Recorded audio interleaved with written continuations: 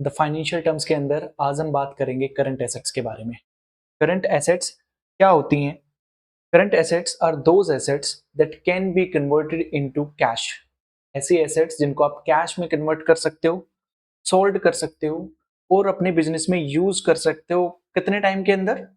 With in 1 year.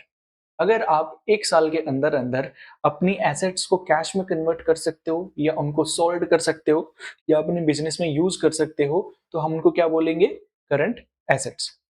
Suppose करो आपके पास एक मोबाइल फोन की शॉप है, उसमें आपके पास काउंटर में कुछ कैश पड़ा हुआ है, कुछ मोबाइल फोन से स्टॉक में रखे हुए हैं, कुछ ऐसे कस्टमर्स है जिनसे पैसा आना बाकी है, आपने उधारी पे माल बेचा हुआ था उनको, और कुछ मनी आपने बैंक में रखी हुई है।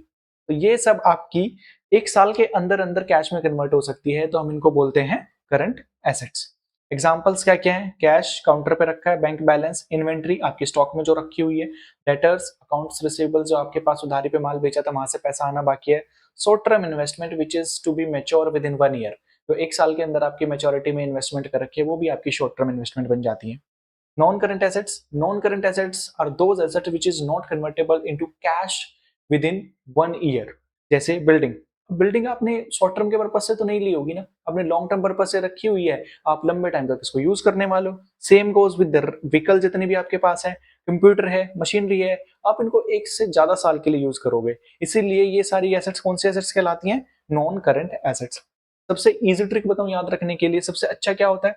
अपने आप से पूछो, क्या ये एसेट्स 1 साल के अंदर कैश में कन्वर्ट हो सकती है? अगर अंदर से आंसर आता है नहीं, तो ये आपकी कौन सी है? Non current. अगर हाँ, तो ये कौन सी है? Current assets. ये आप देख सकते हैं।